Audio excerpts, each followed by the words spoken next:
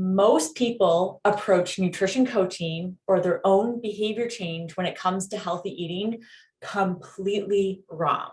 So what I'm going to do in today's conversation is dive into some of the secrets of successful nutrition coaching, whether you happen to be a nutrition coach yourself and you're looking to help your clients achieve their own goals, or maybe some of these reframes can even help you as a healthy eater find a way to dive into sustainable, lifelong, supportive eating habits that you feel like you could follow the rest of your life.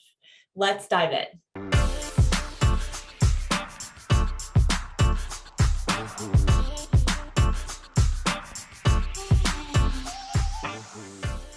Well, hi.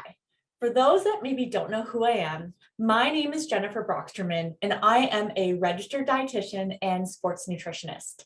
I've been in the field for about 11 years now, where I've run my own private practice up here in Canada called NutritionRx, and I've worked with thousands of clients, from everyday folks looking to eat better, lose weight, and manage health conditions like IBS, to even professional athletes like Olympic athletes, NHL hockey players, national team athletes from a number of different sports. So to me, it's so much fun to teach healthy eating across the spectrum. On top of that, I've also worked as a foods and nutrition university prof, where I was able to win the Excellence in Teaching Award for my professorship. And then also, in the more recent time, I've started my own nutrition coaching certification called Prosper Nutrition Coaching that I co-founded with a friend. And we basically train health coaches, fitness professionals, dietitians, medical professionals of all different types to be better at nutrition coaching through a habit-based approach. So we go into the skills around motivational interviewing, client-centered behavior change, so that you can become a better professional and get your clients out of this world results. So today, what I wanted to dive into and talk a little bit more about are some of the major mistakes that we see in our profession around why nutrition coaching is either ineffective or only lasts a really short term before the client loses interest, fizzles out, and doesn't really make any meaningful behavior change. And I want to give you a couple tools to add to your coaching tool belt so you can become just that little bit better and that little bit more client-centered for the people that you work with.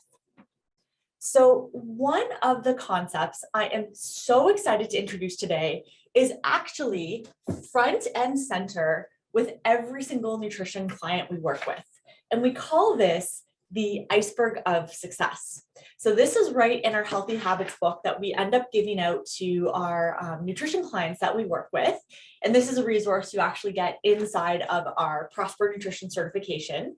But I want to talk about what exactly is this Iceberg of Success. So I'm going to start with the mistakes, the sort of wrong way to approach nutrition coaching. And that is the two levels that you see above the surface of the water. And it starts with willpower and knowledge. Now, I won't discredit that to change behavior, willpower, grit, perseverance is part of the big picture. So is having a knowledgeable understanding of what healthy eating looks like for you, your body, and what would make sense. Or as a coach, knowledge for the client, their life circumstances, what's going to work for them, maybe what isn't going to work for them. But if you try to just present the nutrition facts to a client and then ask them to follow the rules, you'll see very quickly that that doesn't always result in lasting nutrition behavior change. And you've probably, whether you've experienced this personally or seen it happen many times as a coach, we call it the hamster wheel of dieting. So someone learns on the internet about the latest fad diet or the latest diet that's in favor, whether it is South Beach, keto, low carb, paleo, Whole30, intermittent fasting, veganism. You insert diet of choice, and they've all circled around for many, many years. And someone gets all amped up and excited that they've found the magic solution. This is how they're going to eat, and this is going to solve all their problems around weight and health concerns. So they diligently embark on this diet and hope that they can keep it going as long as they can. But inevitably, life has things come up. Maybe it's a weekend away, maybe it's a holiday meal, maybe it's visiting the in-laws, for instance. Maybe it's just a stressful patch of work where they're working long hours and suddenly the foods that are allowed on the diet versus the foods that they were used to eating before start to clash with one another. And so the person gets a little bit off track and they're like, oh, I'll fix it after ... after this weekend's over, once I come back from vacation, when things settle down at work. And suddenly they've made no meaningful progress because it's all or nothing. And they've slipped back into the nothing phase. So instead, when we start a brand new nutrition client off with us, we actually introduce this idea to them that we're going to coach things a little bit differently. And what we're going to do is we're going to really go under the surface of the water and focus on the 3 levels that fall below the surface, which is forming lifelong healthy habits, building a supportive environment to make the healthy choice the easier choice. And then we're going to do a lot of mindset coaching and reframing, especially when it comes to self-talk, so they can problem solve and be solution oriented when they find themselves in less than ideal situations. So let's dive in and talk a little bit more about those 3 layers. So the first thing is I'm going to go way down deep and begin with the mindset level. And you'll notice by the size on the iceberg that the larger the size, the more important it is as a nutrition coach or as a client that we put our energy and effort. So when you think about it, it's almost the reverse of how diet culture approaches things. Diet culture is all about just try really hard and learn the rules of this specific way of eating. Where when we talk to clients from a nutrition coaching perspective, we actually start with their self-talk and their mindset.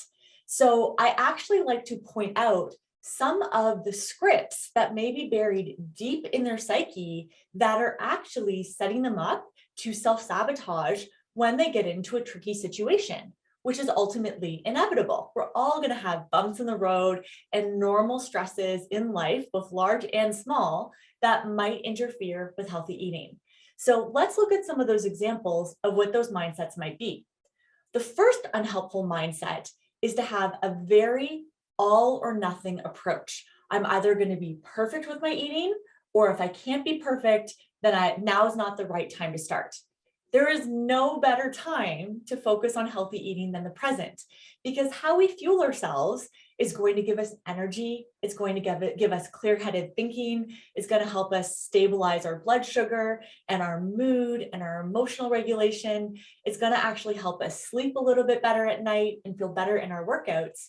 So better to give it something right now than absolutely nothing. So that's unhelpful mindset number 1.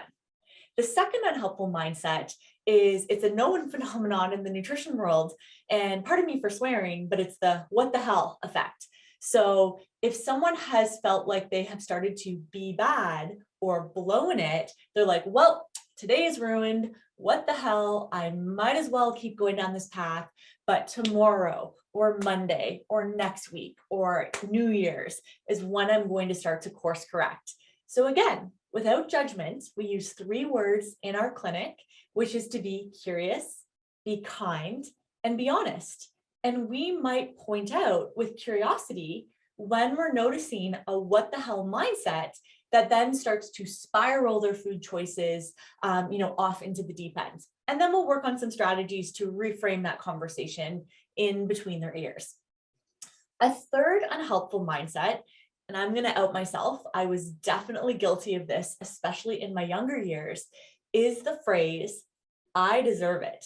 So I used to use this phrase a lot after I'd finished writing final exams and be like, you know what, I deserve to go get a treat and reward myself for that hard work. Or I would use that on a Friday to justify getting takeout, for instance. And now I actually like to use the I deserve it as a little prompt and I go, thank you. And here's what I mean when I say thank you.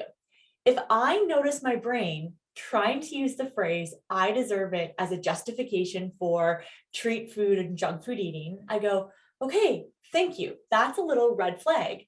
my body is obviously asking for something and is trying to use food to help me feel a certain way, whether that is excitement or relaxed or, to decrease some anxiety or stress or whatever it may be.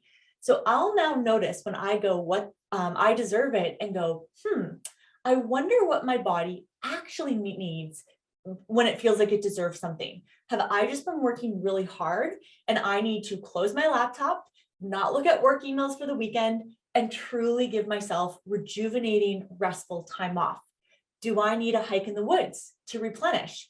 Do I need a shower and an early bedtime because I'm just really tired and sleep would be the best way to help myself feel better?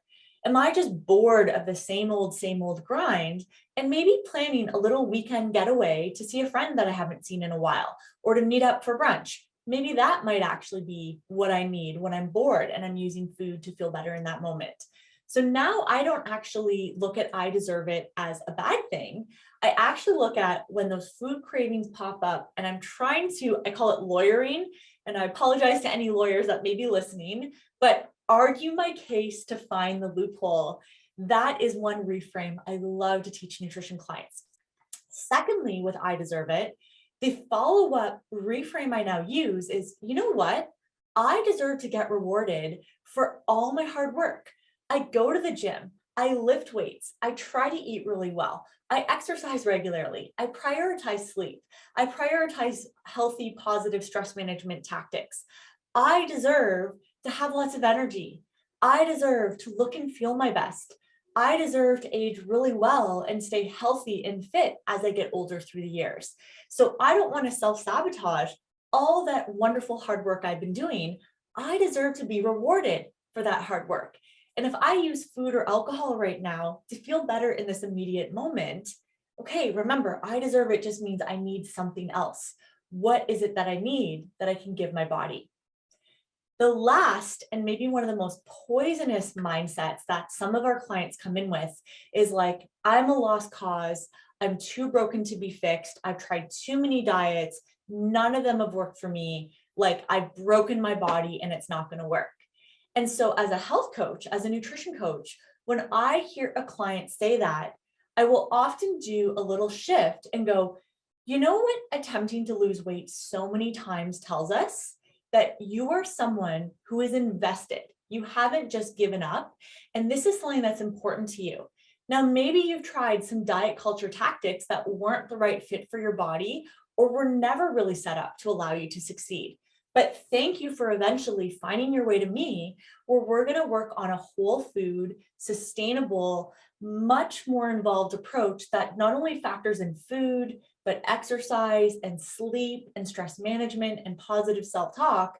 So you're basically building the skills to be equipped to find the right way to do this for you and your body. And that's why you get to work with me as a coach, so we can really individualize this for what is going to work for you. So please don't give up on yourself and believe that you're too broken to be fixed. I actually look at that as a sign of tenacity, that you have been resilient and persistent, that this is an important goal for you. And you have to try a lot of bad fits. You have to kiss a lot of frogs before you find the right one that works for you. So thanks for being here today. And let's just dive in and maybe undo some of that more toxic learning that you've learned from diet culture. And we're going to reprogram through skill building and habit formation, things that hopefully are going to work for you for the long run. Now, switching gears a little bit, in the mindset level, this is where we also start to teach and reprogram really healthy ways of thinking that are going to set them up for success when it comes to those dicey or challenging nutrition scenarios that I was alluding to earlier. So the first one I'd like to teach you as an audience is something that's a little bit weird, but it's really sticky, and people tell me that they really remember this analogy like 5, 6, 10 years later. And I call it the toothbrush analogy. So humor me for a second, and I want you to think about a couple questions I'm going to ask you.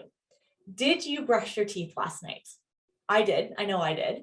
Now, if you were to go back 365 days and just scan the last year of your life, has there been a night where you've just been exhausted, tired, you got into bed right away, you meant to get back out to the bathroom to brush your teeth, and it just didn't happen? Or maybe you were out having, a meal with friends or drinks, you got home really late. And again, you just went to bed kind of tired. I'm going to out myself. I have had a night or two where I've skipped brushing my teeth by accident. It wasn't really, a planned thing, but it happens. We're all human, right? Maybe you've got perfect oral hygiene, but just roll with the analogy. Now, if today, for instance, you didn't brush your teeth this evening, I want you to think through how you would react and problem solve that when you wake up tomorrow morning. Would you go, well, I blew it, screw it. If I'm going to be bad since I got off track with brushing my teeth, I guess I'm going to be really bad. So I'm going to eat a whole bunch of chocolate and candy and get my teeth all fuzzy with sugar. But Monday's the day I get back on track and I'm going to go back to start brushing my teeth. Or you know what, this vacation's been really, busy leading up to it. I just want to enjoy myself. I will brush my teeth when I come back from vacation. I'm just going to go this whole week and leave it alone. Ooh, gross, right? That'd be kind of weird. Likewise, I would imagine that you wouldn't call your dentist in a panic and go, oh my goodness, I've made such a huge mistake. You have to get me in for an emergency cleaning. I have blown it. I'm so bad. I'm so dumb. Why did I do that? And that would also be really weird. If you attacked yourself, called yourself names all day long, or you obsessively went on the internet and you're like, well, I must be using the wrong brand of toothpaste because I didn't brush my teeth last night. Let's start doing research. Maybe there's a better toothpaste out there for me. Again, kind of a silly response. My guess, when you think about how you would problem solve not brushing your teeth, is you would just get up tomorrow morning, go brush your teeth, or if you don't hit that in the morning, for sure by tomorrow evening, you'll have brushed your teeth at least at some point, and you'll just get back into the groove and get right back on track. You don't call yourself names. There's no inner bully to make you feel bad. You don't go to the dentist in a panic, and you also don't stop the good behavior just because you missed it once. The second thing I want to point out with brushing your teeth consistently is I want you to think about your bathroom environment for a second. If I was a toothbrush robber, that would be a very weird career. But if I broke into your place and I was searching for your toothbrush and toothpaste, I bet I could steal it in under 10 seconds. Because what I would do is I would beeline for your bathroom, your master bath. I'd either look around on the counter, oh, there's the toothbrush, there's the toothpaste, or I'd probably open a medicine cabinet and go, ah, there it is. And I could take it and run out of your place really quickly. Notice that your environment is set up to make the healthy choice the easy choice. Now, if you had to go on a wild goose chase and search for a toothbrush every single night that someone decided to hide in your house, maybe one day it's in the back of a cupboard, the next day it's buried in the depths of your freezer, another day it's in the glove box of your vehicle, another day it's in a weird box hidden inside the attic, you wouldn't brush your teeth that consistently. Likewise, if you had to make your own toothpaste from scratch every single evening, you wouldn't be as consistent. So our environment has all these invisible forces that shape our behavior and our consistency.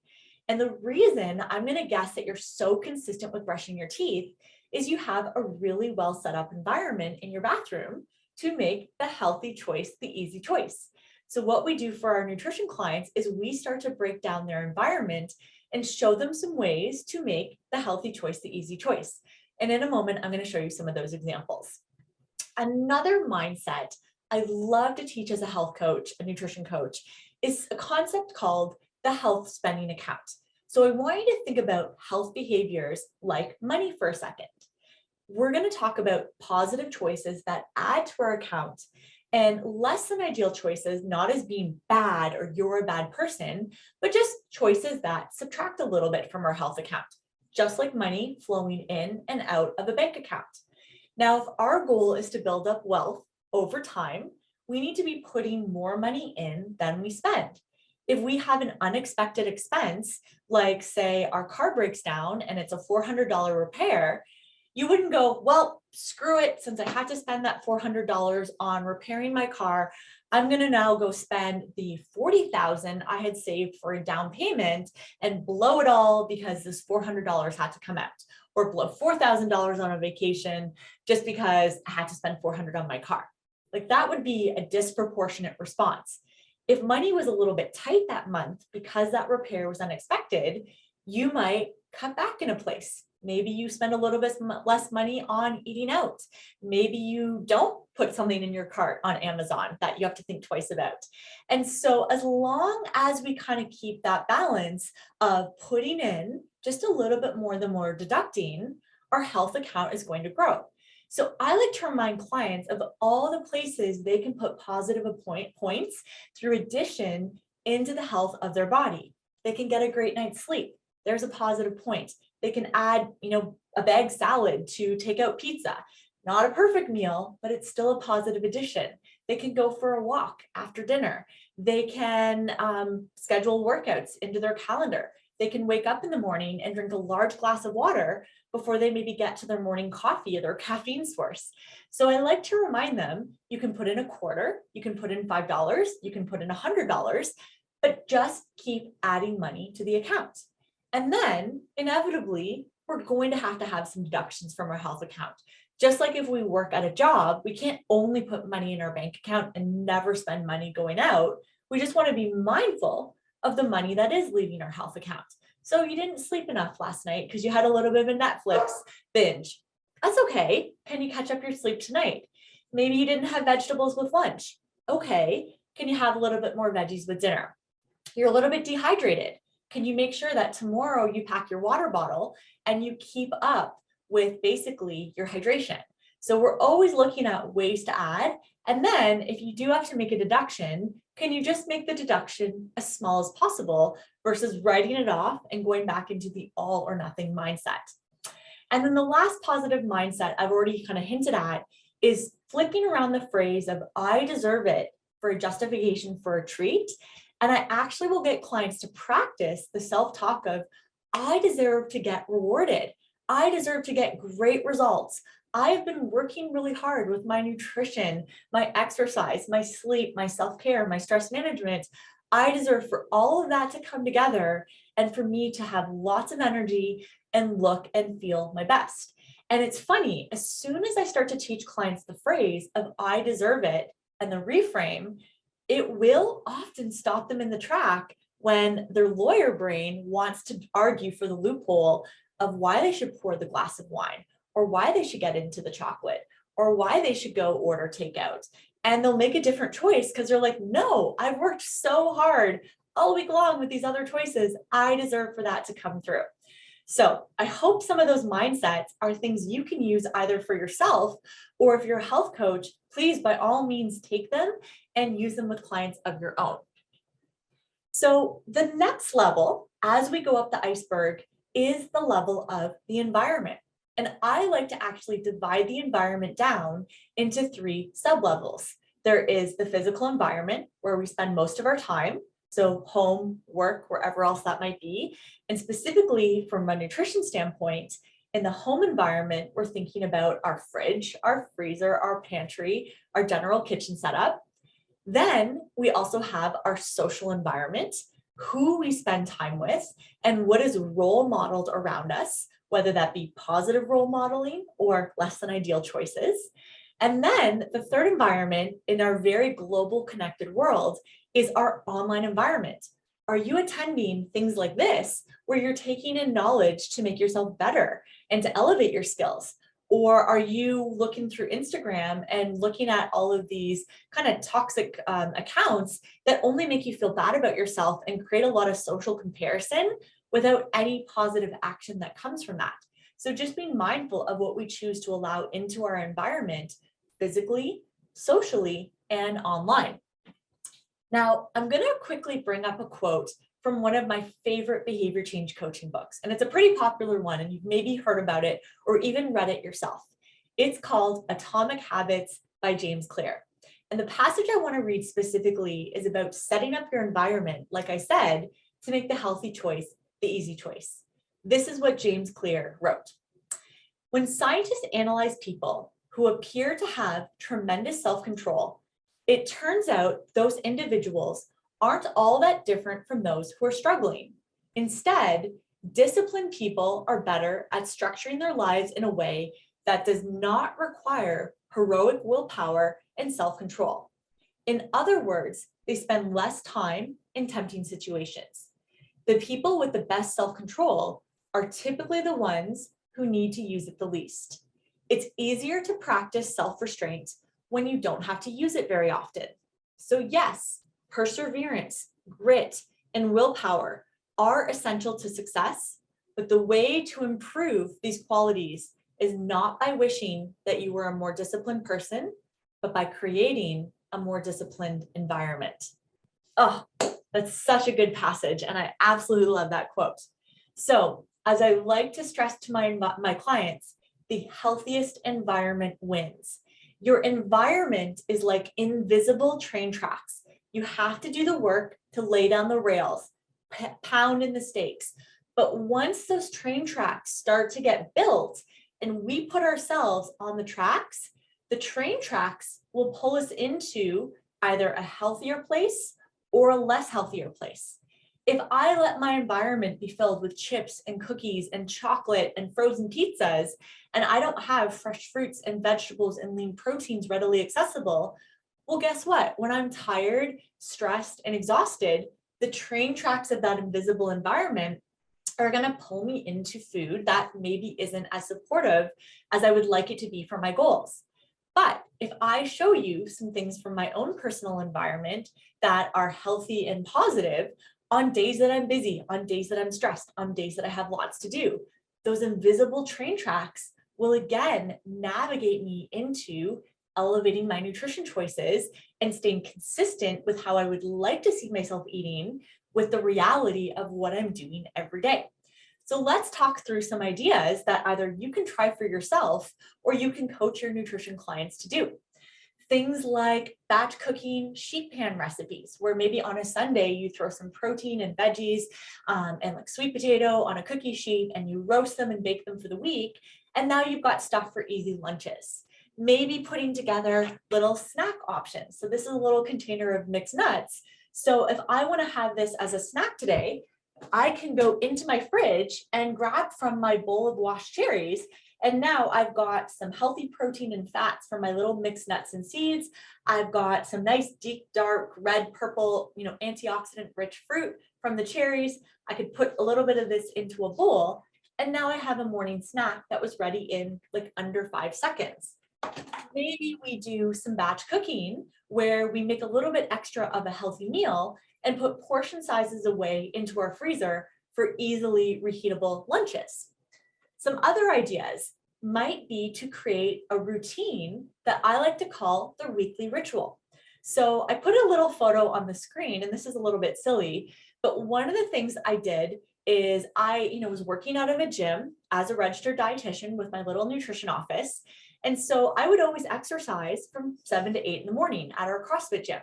And so I just decided it would be much simpler, since I don't always love picking out work outfits, to just on Sunday, select 5 work outfits for the week, and I put them in a laundry bucket. Then I would make a little snack pail for the week where I'd fill it with fruits, veggies, protein sources, healthy carbs, healthy fats. And then I would just load up my little bucket into the fridge filled with my work snacks for the week. And then on Mondays, I would go to the gym with my little ritual bucket and I would load my work clothes for the week into an IKEA cube shelf. I would take my little bucket of snacks and put them in our refrigerator at our gym. And then all I had to do in the mornings when I rolled out of bed is put on my gym clothes, get a frozen dinner. When I mean frozen dinner, not like the packaged frozen dinners, but I like to take leftovers from different dinners that I cook and I put them into glassware that I freeze. So I have a little section of my freezer that's like mix and match healthy homemade frozen meals. And so in the morning when I go to the gym, I would just grab one of my frozen dinners for my lunch that day. All my snacks for the week would already be in the fridge. And then I will just, roll out of bed, put on my gym clothes, go to the gym and work out. And then I'll just dump my dirty gym clothes in the laundry pail, pick an outfit from my IKEA cube shelf to wear for the day. And then at the end of the week, all I have to do is bring my laundry bucket home, wash my gym clothes, bring all my empty containers from my food for the week, and I reset the following Sunday with the next weekly ritual. So that's just an example. You can obviously modify that as needed to fit your own life or your client's life, but that routine of having a reset once a week laid down those train tracks that were invisibly pulling me into going to the gym, eating nutritiously while I'm at work, and ensuring that I have lots of energy to role model and do what I do with my clients. Another favorite coaching tool that we use is something that we teach called the healthy plate. Now, you can modify this again for your own individual clients' needs, but it's such a simple way to nutrition coach. So we'll even have clients sometimes buy the plates that have the dividers in them. But really simply, we love to start new nutrition clients off with thinking about the size of their hand to cover a plate filled with vegetables. Then we prioritize protein next, so about the palm of their hand, and then plus or minus a little bit based on their activity level, a scrunched up fist of some high quality carb. So that could be sweet potato, that could be turnips, that could be squash, that could be brown rice, that could be quinoa, for instance. But once they've sort of gotten this plate in their mind's eye, and we start to get them to think about lunches and dinners modeling this plate, this is something that helps guide invisibly and shapes their choices back to healthier eating. Another thing I wanted to show you around environment shaping food habits is something that we call a vegetable bucket. So in true walking the talk, I ran upstairs just before I started filming this to basically grab a couple examples right from my own fridge. So let me grab my veggie bucket and I'll show you. So if you were to be a guest in my house and were to come over, I could very quickly pop open this container and we could start to nibble on cut up vegetables front and center. And the reason I think a veggie bucket is just so important is this is a really bad joke, but I call my crisper the drawer of death. It is where my good intentions go to die when it comes to those poor side vegetables that I've purchased. Some will come out and get eaten, but a good chunk of them will die a rotten slow death that 2-3 weeks later, I have to pull them out of the veggie crisper and then throw them in the garbage. So if I come home and I wash and chop my vegetables the moment I come back from grocery shopping, I figure I'm already in chore mode as it is. Why not add this little 5-minute habit one time per week that's going to make the healthy choice the easy choice? The other thing that a veggie bucket does is variety will trick you into eating more. So if I go back to my healthy plate here and go, okay, today at lunch, I'm gonna have a half plate of veggies.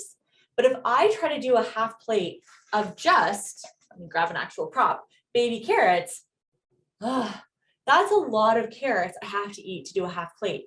But if I'm trying to fill my half plate of veggies and I'm like, okay, let's just grab from the veggie bucket. I'm going to take 3 or 4 grape tomatoes, maybe a couple celery pieces, maybe 3 big chunky fats of cucumber, a red pepper slice, 2-3 baby carrots. I can very easily fill my half plate of veggies, and the variety, again, makes it easier to eat a little bit more. So that's a really fun idea if you're a health and nutrition coach to have your clients start to do, maybe as part of their weekly ritual as well. Another concept I love to teach is the idea around snack planning. And I like to gamify things when I work as a nutrition coach. And I use the idea of pick 2, make 10. So what I mean by that is I might decide on 2 nutritious snacks I'm going to have all week long, 1 snack for the morning, 1 snack for the afternoon. And then it's really easy to get a whole bunch ready all at once. So for instance, one of the snacks I decided I was going to have this week, because it's summertime, is that cherries are in season. So I bought a big bag of cherries and washed them on Sunday. And then I got a whole bunch of these little containers ready to go that are just filled with nuts and seeds. So I think there's some pumpkin seeds, Brazil nuts, sunflower seeds, peanuts, almonds, cashews, walnut pieces, just a little hodgepodge of mixed nuts and seeds. So now when it's come snack time, I can go into my fridge, grab my cherries, put a little bit into a bowl, grab one of my containers of nuts and seeds, boom, done. And I can just eat this all week long and know that I have a high quality choice. Maybe another week, I'll do the same thing and then just cut up a whole bunch of cantaloupe. And that way I can get all of it ready during my Sunday weekly ritual. It doesn't take much more than about 5 minutes to get it all chopped up and ready to go. But again, the healthy choice is the easy choice. Those invisible train tracks are shaping my environment so I can stay very consistent with the ideal version of myself and how she's supposed to be eating in my head. So pick 2, make 10 is a game you can try as a health coach. So as we start to wrap up today's conversation, I want to bring you back to the initial theme, and that was this iceberg of success. So I want to challenge you. Are you thinking about nutrition from only the willpower and the knowledge level, or do you bring in these 3 deeper layers when you health coach or when you think about it for yourself that really ties in our mindset, our environment, and our habits? This is such an important topic to consider, and I'm just so excited I got to talk a little bit more in detail about it today with all of you, and I hope that you learned at least 1 or 2 new things that maybe you can add for yourself. What I want to wrap up with is a final message, and one of my favorite phrases is forward is forward, better is better. We want to think for ourselves with curiosity, kindness, and honesty about getting just a little bit better. So can we exchange the all or nothing light switch and instead insert a light that has a dimmer switch, where we're just trying to raise the brightness towards our health, nutrition, exercise, stress management, sleep, and self-care, where we're finding ways to just throw a little bit more money into that health account. Remember, better is better, forward is forward. We don't need to be perfect. We don't need to fix it all at once. And the best coaches, especially the coaches who are strong at motivational interviewing, are really good at helping clients almost build out a staircase instead of seeing a straight up cliff wall. So when I work on a nutrition journey for a client, I can actually, in my mind's eye, see the staircase that I'm going to help them climb as their guide, instead of saying, you're here, you're eating terribly, this is where I want you to be, up here eating all whole foods all the whole time. And then all the client sees is they look up and there's this giant insurmountable cliff that feels overwhelming. So the best coaches are able to simplify it down into small steps, actions, behavior changes that can be sustainably built up into a staircase so that client, that person, can get themselves to their ultimate goal, whatever that might be with health. So if any of this interests you, thank you so much for hanging out with me today. As a reminder, my name is Jennifer Broxterman. I am a registered dietitian. I work with people all over the world for nutrition counseling. We also do some really fun online programs and 6-week programs that you can do, again, from anywhere that you happen to live. And if you are interested in connecting with me on the nutrition side, you can kind of check things out on my website, which is nutritionrx.ca. So if you have any questions about what we talked about today, send me a message. I'm always on the other side of email. So just write me at info, I-N-F-O, at prospernc.com. So thank you so much for spending some time today. And I hope there was a tip or 2 that came out of today's conversation that either elevates your own eating habits or are some tools you can add to your coaching tool belt to help the people that you serve. See you later.